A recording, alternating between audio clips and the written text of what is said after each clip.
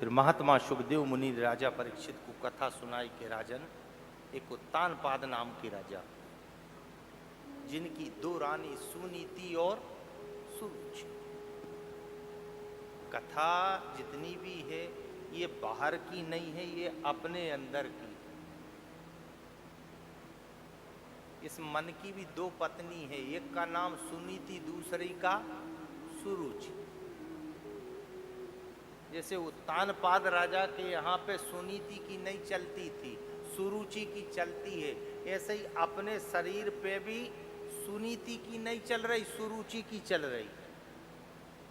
पूरी कथा कोई बाहर से थोड़ी है। अब अपन ने मान लिया कोई उत्तानपाद नाम के राजा हुए होंगे, उनकी दो रानी होगी। अरे साहब, कहीं हमने पढ़ा था एक चित्रकेतु नाम के राजा थे, उनकी 1 करोड़ रानी थी।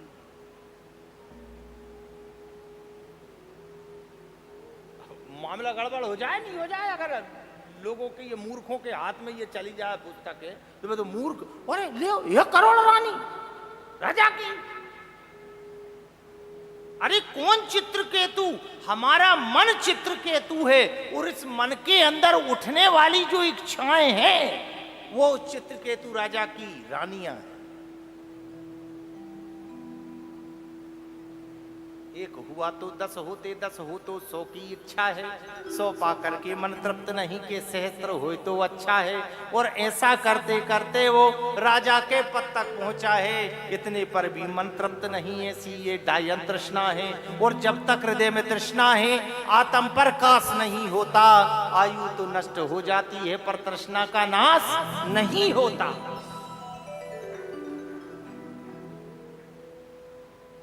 इसलिए हर कथा में रेस, ये जितनी इस शरीर के ऊपर लिखी है कथा, इस घट अंदर बाग बगीचा, इस घट अंदर बाग बगीचा, इसी में सृजन हारा। कहे कबीर सुनो भाई साधु, इसी में बसत राम हमारा। इसी में।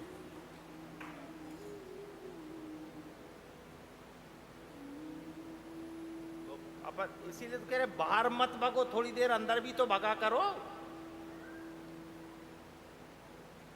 अंदर जा नहीं रहे और बाहर की तरफ लोग दौड़ लगा रहे सब।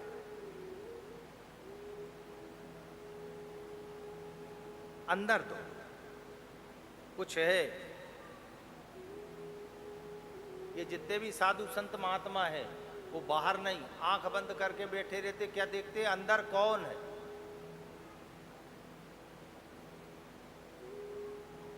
आचार्य रजनीश, जिनका नाम ओशो, उनका एक वाक्य हमको बहुत अच्छा लगा। उन्होंने बहुत अच्छी बात कही, आपको बाहर का कुछ भी नहीं जानना है, आपको अपने अंदर की जानकारी लेना है। बाहर की जानकारी सबको है, दिल्ली कहाँ है, बंबई कहाँ है, ऑस्ट्रेलिया कहाँ है, अमेरिका कहाँ है, पर खुद कहाँ है इसकी जानकारी नहीं।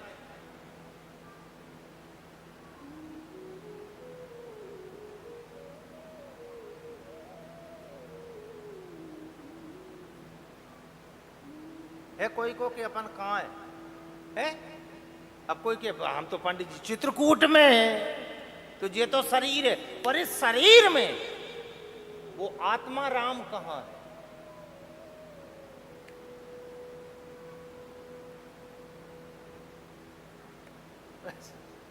मामला भाई है गड़बड़, पूरा मामला यही है। ये यही से गड़बड़ी पैदा हो रही है।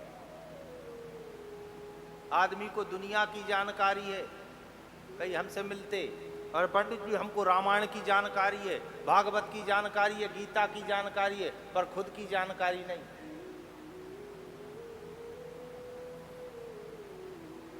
और उन्होंने वाक्य दिया आचार्य रजनीश ने, खुद की जानकारी। अरे मोको कहाँ ढूंढे रे बंदे, मैं तो तेरे पास में, ना मंदिर में, ना मस्जिद में, ना काबा कैलाश में। मोको कहाँ ढूंढे रे बंदे, मैं तो तेरे पास। ये जो मन है, इसकी दो रानी, वही सुनीति और सुरुचि। और हमेशा याद रखना, सुनीति से ही महात्मा ध्रुव जैसा पुत्र पैदा होगा, सुरुचि से नहीं। काय से? सुनीति से।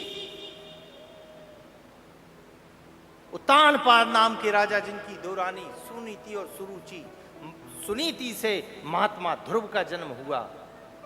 5 साल के ध्रुव जी हुए।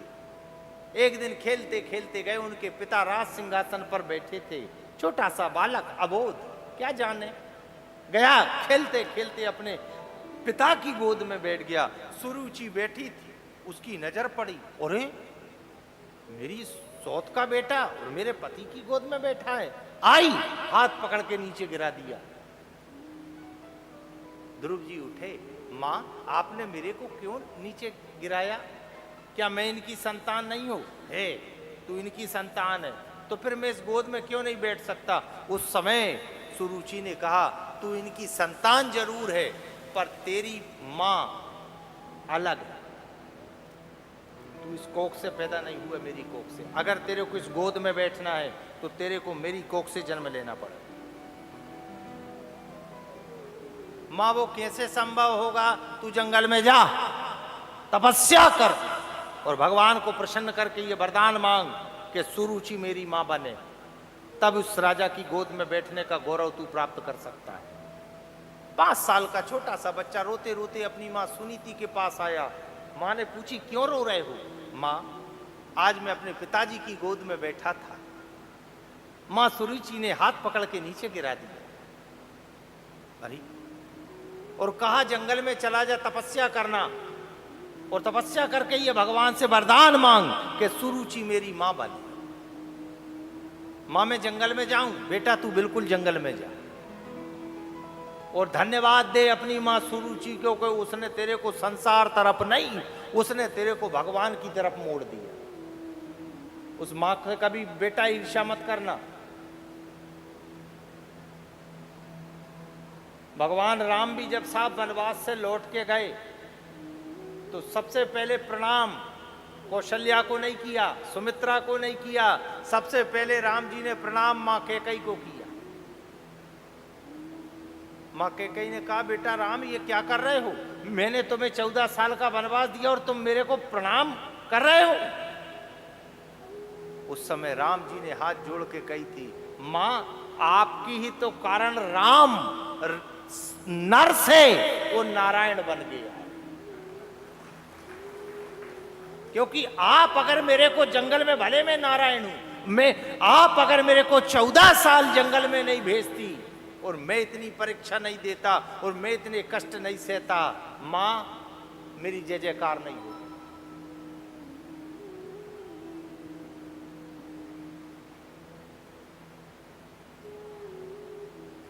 राम ने प्रणाम किया, ईर्ष्या नहीं। और यही बात सुनीति कह रही है, बेटा जंगल में जा, पर सुरुचि मां से कभी ईर्ष्या मत कर।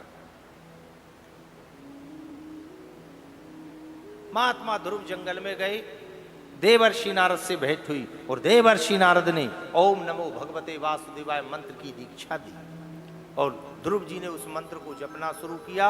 कहते हैं 6 महीने में भगवान नारायण प्रकट हुए, महात्मा ध्रुव के सामने खड़े हो गए। महात्मा ध्रुव ने भगवान का दर्शन किया। 5 साल का बच्चा क्या स्तुति करे। भगवान ने उठा के महात्मा ध्रुव को अपनी गोद में बिठाला और भगवान ने अपना शंख स्पर्श कराया, वेदवाणी निकली महात्मा ध्रुव के मुखार बिंद से। भगवान की प्रार्थना करी। भगवान ने कही, भैया वरदान मांग। महात्मा ध्रुव ने कही, हम नहीं मांगते, आप तो आप ही देव, हम क्यों मांगे। मान लो हम आपसे 5 रुपया मांगे और आपकी 10 देने की इच्छा, तो घाटा तो हमारा ही है नहीं, इसलिए आप जानो। आप भगवान पे ही छोड़ दिया। भगवान ने कही, मैं? हाँ बोले आप। तो बोले ठीक है, मैं वरदान देता हूं, 36,000 वर्ष तक तुम राजपाट करना। और इतना प्रभु? बोले हाँ, अभी सुन, पूरा नहीं हुआ। 36,000 वर्ष तक राजपाट करना और तुमको वरदान देता हूं ध्रुव कि मौत तुमको स्पर्श नहीं करेगी, अमर हो जाओ। तुम्हारे लिए अलग से ध्रुव लोक की स्थापना करता हूं। वरदान दे के भगवान नारायण अंतर ध्यान हुए, महात्मा ध्रुव आए।